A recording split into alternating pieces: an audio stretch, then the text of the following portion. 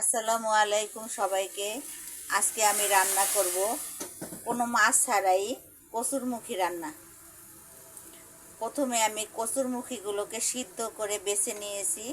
এবার কচুরমুখীর মধ্যে আমি সামান্য একটু পানি দিয়েছি। এরপরে এখন দিয়ে দেব লবণ,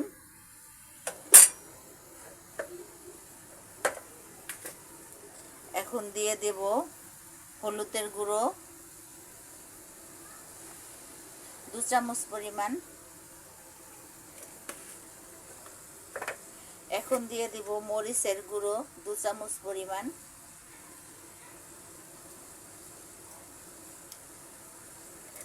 আমি প্রথমে একটু কচুরমুখীর মধ্যে পানি দিয়েছি এ কারণে যেন কচুরমুখীটা লেগে না যায়। এখন দিয়ে দিব জিরা গুঁড়ো আধা চামচের মতো,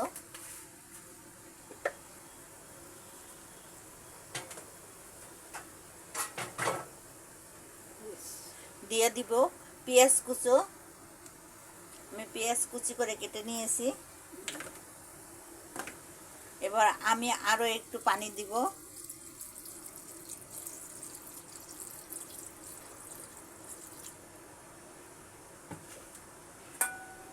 আমি বেশ কতখানি পানি দিয়েছি এই জন্য কচুরমুখীটা আমি ঝোল করার জন্য।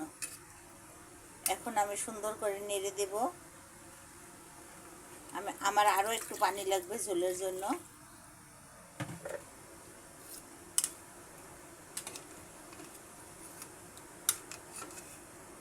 আমি লো টু মিডিয়াম হিটে রান্না করছি।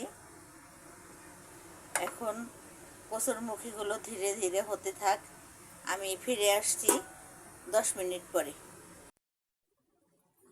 দেখুন বন্ধুরা, আমার কচুরমুখীতে বলক চলে এসেছে। যেহেতু আমার কচুরমুখী আগে থেকে সিদ্ধ করা ছিল, সেজন্য আমার বেশি জাল দিতে হবে না।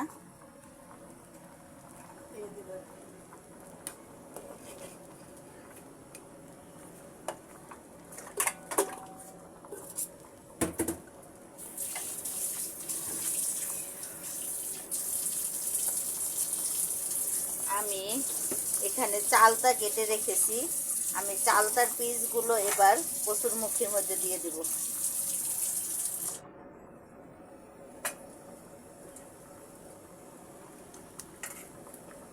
চালতাগুলো কচুরমুখীর মধ্যে দিলে টক টক লাগবে এবং খেতে বেশ মজা লাগবে। দিয়ে দেব কয়েকটা কাঁচামরিচ,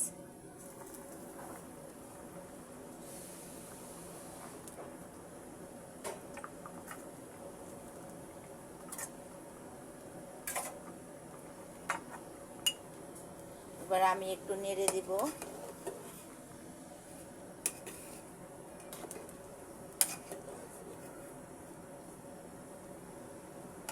যার টক পছন্দ না সে চালতাটা খাবেন না, আর যার ভালো লাগে সে খেতে পারেন, কারণ চালতাটা আমার কচুরমুখীর মধ্যে এটা আস্তই থাকবে, গলে যাবে না।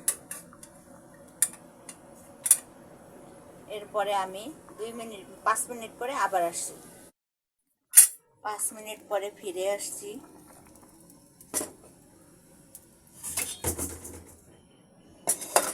এবার আমি কড়াইয়ে ফোড়ন দেব।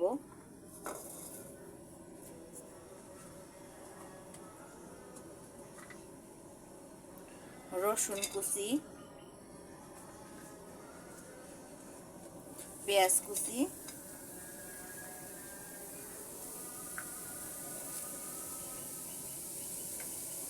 তেল,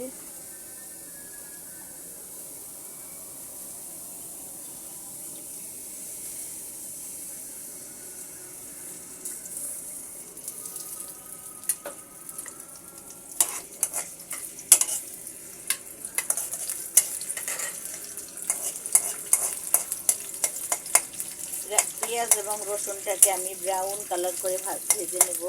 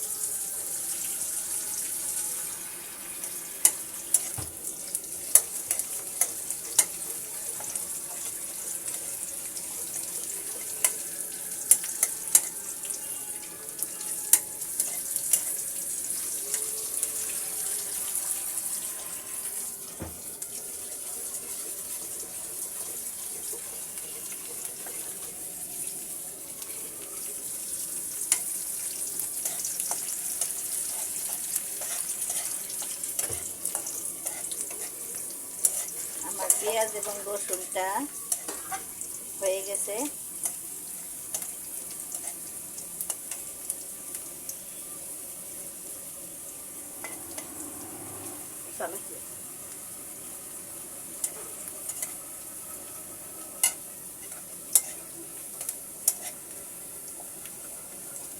এবার পেঁয়াজ এবং রসুনটাকে আমি কচুর মুখির মধ্যে দিয়ে দেব।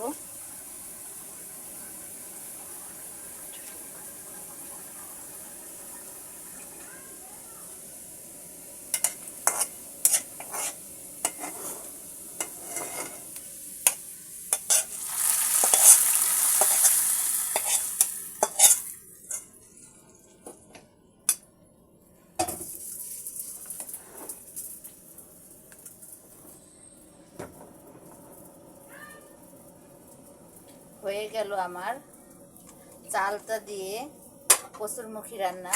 এবার আমি দিয়ে দেব ধনেপাতা কুচি।